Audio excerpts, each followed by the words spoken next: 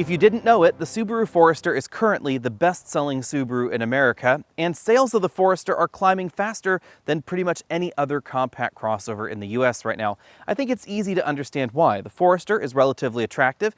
It starts under $25,000, has a ton of standard equipment, including standard all-wheel drive, something that we don't find in pretty much any of the competition. For this model year, Subaru has given the Forester a few tweaks, and today I'm driving the Sport trim, which in Subaru speak means the slightly more off-road capable version. This is the model with the dual mode X mode system. Now, if you want something that's the next level of capability, you might want to take a look at the Subaru Outback Wilderness, or stay tuned because the rumor mill is telling us that the Forester will be next to get the Wilderness trim. However, details are not finalized on that. Nothing is official from Subaru, so we don't know exactly what's going to go on under the hood. Whether, for instance, the Forester might get the turbocharged engine out of the Outback Wilderness, you'll have to wait a little bit later for that. One of Subaru's changes for 2021 is that all trims now get the steering headlights, which previously was an optional feature on the Forester. Aside from that, the front end looks exactly the same as when this model launched a few years ago. One thing you'll really notice when you approach the Forester is that the front end is still quite low to the ground. That's due to the engine design of this vehicle. It contributes to the high fuel economy by giving this a more aerodynamic profile. The front grille is pretty similar to every other Subaru currently on sale in the US. Because this is a Sport trim, we have some orange accents all the way around right down there. We have LED fog lights on each side, but you will notice that there are a few little corners cut here and there, like the incandescent turn signals up front and out back. Deciding which features end up in a new vehicle and which features don't is an interesting process, but remember that the Forester has standard all-wheel drive, so obviously there are going to be a few features that you might find in the competition for a similar price tag that you won't find in this model, but generally they're not going to be all-wheel drive. So things like the LED turn signals up front and in the rear, perhaps more elegant accent lighting, etc. You'll find that in some of the competition, but you're going to have to give up the standard all-wheel drive system that we find in the Forester. In terms of overall length, the Forester is right in the middle of this segment. This is almost exactly the same size as the new Hyundai Tucson and the Honda CR-V. So this is longer than something like the current generation Kia Sportage. It's expected to grow, but it's not quite as long as some of the longest options that are really stretching the boundaries of what a compact crossover can be. This is a solid two-row vehicle, so no third row right back here like you find optional in the Volkswagen Tiguan. But you'll notice that the profile is definitely recognizable as a Subaru, definitely has a bit more glass going on here than we find in some of the competition, but not quite as much glass as we found in previous generations of this that really had that terrarium look to them. We still have a longer hood profile than we find in the competition, however. At the bottom of the rear bumper, we find more orange accents, an exhaust tip over there on that side, and you'll certainly notice a more vertical rear hatch than we find in some of the competition. The turn signals and the backup lights are incandescent back here. Although this could change if Subaru adds a Wilderness trim to the Forester lineup, at the moment in the US we have just one engine. It's a 2.5-liter 4-cylinder boxer engine. That's the reason the hood is so low, and you'll notice that the engine actually sits reasonably below the hood as it is. This engine uses a horizontally opposed piston design, hence the name boxer, because the cylinders are moving sideways from one another rather than all in a straight line across the front engine bay like we find in the RAV4 or CR-V. That results in a lower center of gravity, but it does result in a bit more weight being up front in front of the front axle. In terms of architecture of design, this is actually quite similar to Audi Quattro in the A4, A5, A6, A7, A8, etc., because the entire engine is in front of the front axle, and this uses a longitudinal transmission, much like a rear-wheel drive vehicle. That transmission is a continuously variable automatic transmission. Again, all-wheel drive is standard, and the front differential is integrated into the casing for that transmission. This engine produces 182 horsepower and 176 pound-feet of torque. It's not the most powerful engine in this segment, and as we'll talk about later, this ends up being one of the slowest options. But fuel economy is among the best at 29 miles per gallon combined. One interesting twist with a lot of Subaru's offerings is that even though all-wheel drive is standard, fuel economy tends to be a bit more competitive with the two-wheel drive competition. A feature that I appreciate but is increasingly rare is that this hood opens to almost 90 degrees. If you like changing your own oil or working on your own engine, this is a really handy touch. When it comes to modern driver assistance tech, the Forester has all the systems you'd expect, but they operate differently than most of the competition. You'll notice that there is no front radar sensor integrated into the bumper. Instead, Subaru uses a stereo camera system positioned behind the windshield on the inside of the cabin looking forward. That gives the car depth perception much like human eyes have. That gives us adaptive cruise control with autonomous emergency braking and lane keeping assistance. Also available is a driver monitoring system that will actually monitor your face via some sensors right there in the cabin, a blind spot monitoring system with rear cross traffic detection, and reverse autonomous braking. Bearing in mind that you will find slightly more adjustable seats in the mainstream compact crossover segment, I found this seat to be among the most comfortable, at least for my body shape. This is a multi-way power driver seat in the sport trim with a 2-way adjustable lumbar support. 4-way lumbar is available in some of the competition, and we have a tilt telescopic steering column with a pretty decent range of motion. As far as my body type goes, I find these seats to be more comfortable than what we find in the Honda or the Toyota. But depending on the trim you're looking at, these are pretty comparable to what we see in the Nissan Rogue. A big back seat is certainly one of the reasons that you might want to get the Subaru over a lot of the competition. With 82.7 inches of combined legroom, that's front row plus second row, this is one of the roomiest small crossovers in America. Now, when you look at that chart on the side of your screen, you'll notice that this is the equal of the new and much larger Hyundai Tucson and a little bit below the Ford Escape. But there's an asterisk there because the Escape's numbers don't seem to be grounded in reality. Sometimes Ford appears to be using a different measuring system for legroom than some of the competition, so I suspect in a real world, this is actually roomier than the Escape. So is the Tucson, I would say. If you are looking at putting rear-facing child seats in your compact crossover, you would definitely do well to put the Subaru on your shopping list. Not only do we have more room for those rear-facing child seats here, but the rear doors also open a little bit wider actually than the front doors. That makes getting in and out of the rear, especially with child seats, an awful lot easier. If I scoot all the way over to the right side of the vehicle, this front seat's all the way back in its tracks, I still have about 3 inches of legroom left. And just tons and tons of headroom. I have about 1.5 inches of headroom left, and this model has the optional moonroof, which really cuts down on headroom. So if you want even more room, get the Forester without the sunroof. That's going to give you about 1.5 inches more. The rear seats feature a 3-stage recline mechanism. They're pretty comfortable in the reclined position. We also have a fold-down center armrest, but the shoulder belt for the center seat position comes out of the ceiling, not out of the seat itself. As far as child seat anchors go, there are 5 back here. There are 2 over here on this seat behind the driver, 1 in the middle seat position, and then 2 over here on the passenger side. You can latch anchor a child seat right here into the middle seat position, but it's actually going to be skewed a little bit over to the passenger side of the vehicle. So it would be a bit tricky to put an adult or a larger child on the right side of the vehicle and still have a child seat latch anchored into place in the middle. The Forester is the only option in this segment that has a longitudinal engine layout. That's why we have that long hood profile. It also has class-leading legroom. Those two things combined together mean that cargo room is going to be a little bit below a number of the competition because this hatch is not a portal into a different dimension. We have 33 cubic feet back here, and you'll notice that this cargo area is not quite as deep as some of the other options. 39 cubic feet will be found in the CR-V, the RAV4, the Escape, and 36.8 in the Nissan Rogue. All 4 of those vehicles have a bit more room than we find in here. In partial compensation for that, we do have a slightly taller cargo area than we find in some of the competition, and definitely a squarer cargo area as well. In the back of the cargo area, we have a number of grocery bag holders. The rear seats feature a 60/40 split design. This is a roller-style cargo cover. And then all the way over on the right side of the cargo area, we find a subwoofer integrated into that side panel. Going for a dive under the floor, we have an all-weather mat, the cargo area load floor, a lot of additional storage space in this split divider setup there, and then under that we have a temporary spare tire. By the looks of it, if you wanted to replace this with a full-size spare tire, that's something that would definitely fit. You would just have to take out this foam divider, but it would fit completely under the load floor. In my exclusive Trunk Comfort Index, shameless plug, there is merch available at the merch store. I'm going to give this cargo area 8 out of 10 points, mainly because of the depth of the cargo area. Because you will find a slightly longer or deeper cargo area, whatever you want to call that dimension, in a RAV4, a CR-V, a Nissan Rogue, or a Ford Escape, there are obviously going to be things that you will be able to fit in the cargo areas of those vehicles that you could not fit in this vehicle. The main trade-off, of course, is going to be legroom, because something like the RAV4 has a decent amount more cargo room, but a decent amount less legroom than we find in the Forester. The Forester does have a really quick closing power hatch, though.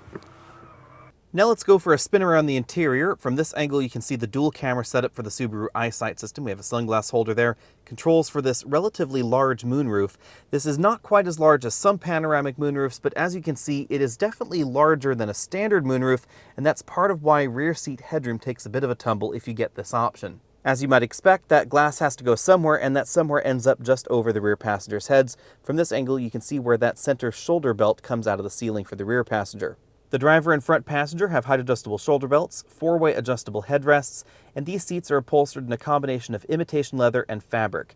As you can see, there's a ton of accent stitching in orange and little sport tags on the seats, and also on all four doors, which use the same sort of fabric and imitation leather upholstery on them. We have a soft-touch armrest there, a lot more orange accent stitching, large bottle holders down there at the bottom of the door, and from this angle you can see that we have moderate bolstering on the seat back cushions, but pretty minor bolstering on the seat bottom cushions, so larger folks shouldn't have a problem here at all. If you're not a fan of the orange stitching, don't worry, this is unique to the Sport trim. If we do get a wilderness trim of the Forester, most likely these same components are going to turn blue, just like we see in the Subaru Outback. Moving over to the dash, we find an orange air vent. A number of different textures are going on here. You can see we have sort of a golf ball style texture in this injection molded section of the dashboard, as well as the harder plastic trim over there on the doors that moves on over to the dashboard as well. There's a silver accent trim down there separating the glove box area from the upper portion of the dashboard. The upper section is an injection molded dashboard that has been after stitched with the orange stitching, so this is not multiple pieces of material that are actually held together by the stitching. The glove compartment is a moderately sized bin style compartment. I was not able to fit a large tablet computer inside. In the middle of the dashboard, we have a very distinctively Subaru feature, which is a full color LCD that gives us things like the clock, the climate control readouts, the exterior temperature, and a number of these other screens that I've cycled through. That screen is positioned quite far away from the driver underneath its own binnacle and right above the touchscreen infotainment system. As you can see, this supports smartphone integration, and this is one of the latest versions of Subaru's Starlink software. The graphics in this system are a little bit basic compared to some of the competition, but the operation of this system is intuitive and it's very, very snappy. This is certainly much more modern feeling and much more modern acting than the system that we find in the Honda CR-V at the moment. We have a single slot optical disc player here, home button, some direct access buttons there. You'll find the engine start-stop button over there on the left side. Then we have the controls for the single zone automatic climate control system. That is one of the differences between this and some of the competition that will start out with a dual zone system. Below the climate control knobs, we have an auxiliary input, two USB inputs, and then not quite enough room to store some of those larger smartphones if they're connected with the USB cable. As you can see, this iPhone 12 just wouldn't fit horizontally in there, and it hangs out a little bit in that area as well. We have a pretty traditional console shifter here with manual mode down there at the back. That's what the Subaru key looks like. Behind that, we have the dual X mode selector knob right here. You can see normal, snow and dirt, and then deep snow and mud. This is one of the differences between this and the rest of the Forester lineup. There's an auto brake hold button, electric parking brake button, and then toggle switches for the heated seats. If you live in a really cold area, that's a nice feature because you could just leave it on high all the time. Anytime you get in the car and turn the car on, the heated seat's going to be on. Between the front seats, we find two large cup holders. They are just a little closer together than I would like. We have a padded center armrest that opens to reveal a pretty decently sized storage compartment. The instrument cluster features two analog dials and another color LCD in the middle. This gives us things like our fuel economy readout, a digital speedometer readout, fuel level down there at the bottom. The steering wheel is a round three-spoke design shared with a number of other Subarus in the US. There are paddle shifters on the back of the steering wheel. We have up on the right and then down on the left. On the right side of the wheel, we have the controls for the adaptive cruise control system, as well as the aggressive lane keeping assistance system. These two buttons are the drive mode selectors. Sharp is essentially sport mode for this vehicle, and then I is essentially normal. On this side, we have a source button, track forward, backward, volume up, down. The info button controls the little LCD above the infotainment system. We then have a dedicated phone hang-up and pickup button, and then these toggles back here under the steering wheel control the LCD between the speedometer and tachometer. To the left of the steering wheel, we find another bank of buttons. This is where we have the start, stop, enable, disable button. I get a lot of questions about the SRH off button. That is steering responsive headlights. So the headlights that swivel in the corners, that's to enable and disable that feature. You're probably going to want to leave it on. Out on the road, 0 to 60 times in the Forester are among the longest in the compact crossover segment. That's a combination of the standard all-wheel drive, the naturally aspirated 4-cylinder engine, and the fact that this CVT imitates a stepped automatic transmission. This would likely be a little bit faster if it just hung out there at 6,000 RPM as you were accelerating. But a lot of folks out there seem to like their transmission to do that sort of shifty thing, and that's why pretty much all of the CVTs in this segment have been programmed to act like a stepped automatic transmission. The steps are a little bit more believable in this transmission than in some, but not quite as quick as the Honda CR-V's transmission. If you're looking for something quicker, obviously there are the turbocharged options in this segment. There are also a few hybrid options that are going to be quicker than this. Or you could take a look at something like the Subaru Outback, which is going to be a little bit more refined than the Forester, a little bit more expensive, but it has their available turbocharged engine, and it will be significantly faster than the Forester that I'm driving here. In my 60 to 0 braking test, it took 127 feet for this model to stop from 60 miles an hour back to 0. That's fairly average for this particular segment. When it comes to handling, the Forester is a little bit more tuned towards off-road or rough road situations than paved road situations like this. This is a very broad generalization, but generally speaking, off-roadability and on-roadability are two ends of the teeter-totter. When you optimize a vehicle for one, you end up compromising it at least a little bit for the other. So something like a Jeep Cherokee Trailhawk is going to be great on an off-road course, not so great on an autocross course, and a Volkswagen Tiguan would be generally speaking the opposite. The Forester is honestly taking more of a middle-of-the-road approach than most compact crossovers in the US, because most compact crossovers are actually more focused at on-roadability than off-roadability. This is somewhere in the middle, and as a result, it has a different feel out on the road. It's going to be a little bit softer in some situations, and it's going to have more body roll, more tip and dive than some of those other options. As you'd expect out of a vehicle with Subaru's type of off-roading in mind, the Forester has a really great ride to it. Now, I have to qualify that off-roading comment because this is obviously not designed to be a Wrangler, and Subaru is the first one to tell you that.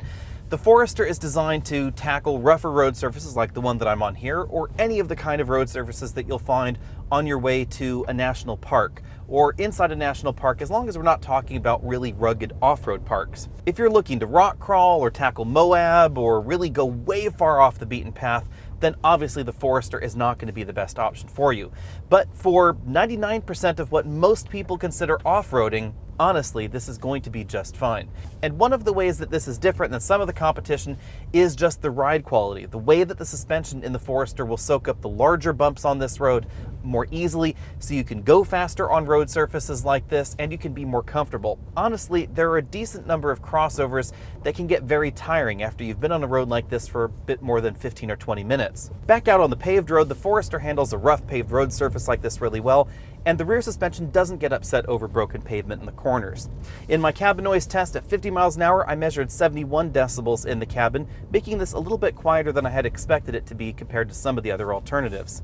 Over a week of mixed driving, I've been averaging 28 miles per gallon. This is one of the most efficient non-hybrid options in this group. However, it is important to know that there are a decent number of hybrid options. It's not too hard to get 40 miles per gallon combined in the Toyota RAV4 Hybrid. The Honda CR-V Hybrid really fails to meet its goals in real-world driving, but it is going to be more efficient in this model. It also has a mechanical all-wheel drive system. We have the Ford Escape Hybrid, the Ford Escape Plug-in Hybrid, and we now have a turbocharged hybridized Hyundai Tucson, and soon a plug-in hybrid from them as well. And the Tucson Hybrid gets really pretty good fuel economy as well. It's rated for about 38 mpg. In real-world driving, you may actually exceed that. It may be pretty close to the RAV4 Hybrid.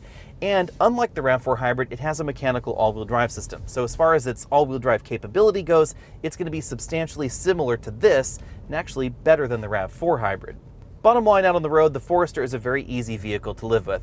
We get good fuel economy, standard all-wheel drive, and one of the things that's a little bit different about Subaru's all-wheel drive system than some of the competition is that it has a very sure-footed feel to it. The Forester does not have as aggressive a starting ratio as we find in some of the competition. You can't command a lock of the center coupling, and it doesn't have a low ratio mode. Subaru's all-wheel drive system is not the most capable in this segment, but it has one of the best feels. If you're out on a slippery surface like ice or snow, the way that Subaru apportions power to the front axle and the rear axle at all times from a start, etc., feels more sure-footed than some of the systems in this segment that wait till one of the wheels slip before it starts sending power somewhere else.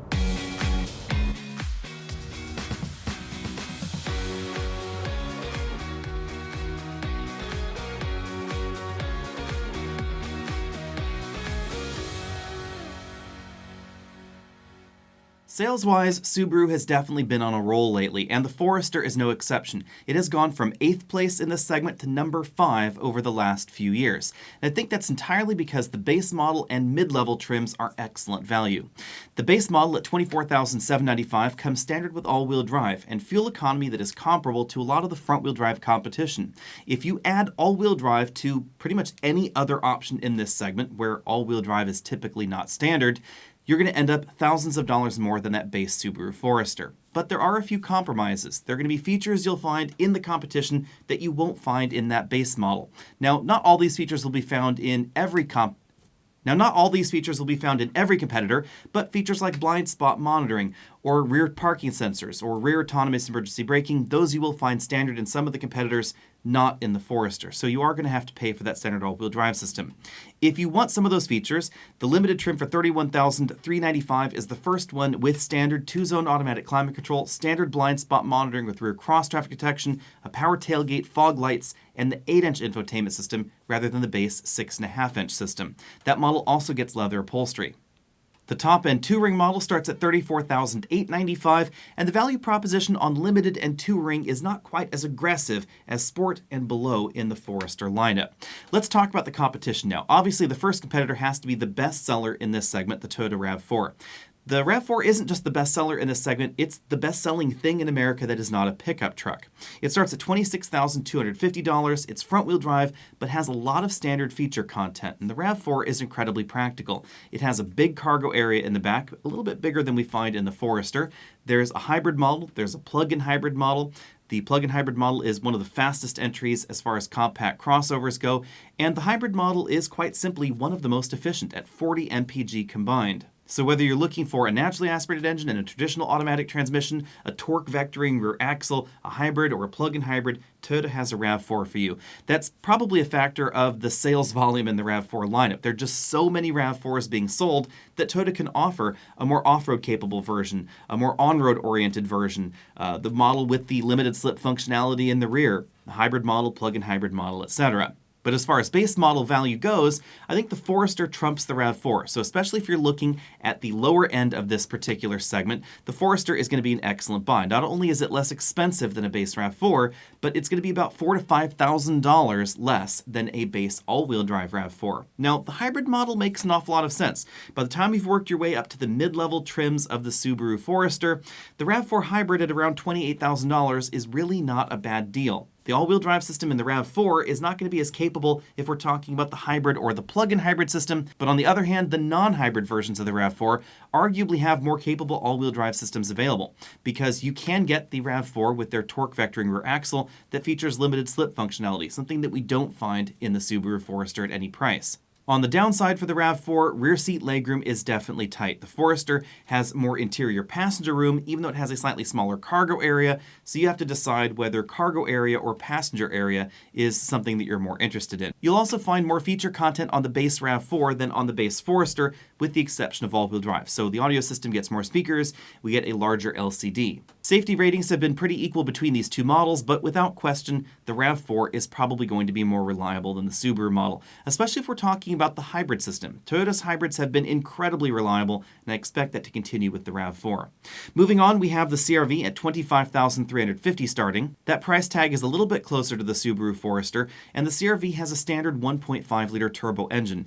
Performance out of the CR-V's 1.5-liter turbo is absolutely excellent, so if you're looking for something with a bit more pep, a little bit more power, that's definitely going to be the CR-V. All-wheel drive is, of course, optional on that model, as is a hybrid system, which was released last year. Unfortunately, the CR-V hybrid, due to its general design, is not as efficient as the RAV4 hybrid, but in terms of on-road driving capability or slick weather capability, the CR-V system is more capable, much more comparable to what we find in the Subaru Forester. So if you're looking for something with high fuel economy, especially high city fuel economy, as well as wet weather or snowy weather performance, the CR-V hybrid might be a good option for you. The CR-V also has a lot of interior room. It has a roomy back seat, it has a roomy cargo area. Some people have sort of lampooned it as a compact minivan, and I definitely think that's true to some extent, because it has a big practical square cargo area in the back, a really passenger-focused interior. Unfortunately, the infotainment system is feeling a little bit dated in the CR-V. That's something that Honda has not addressed with this generation.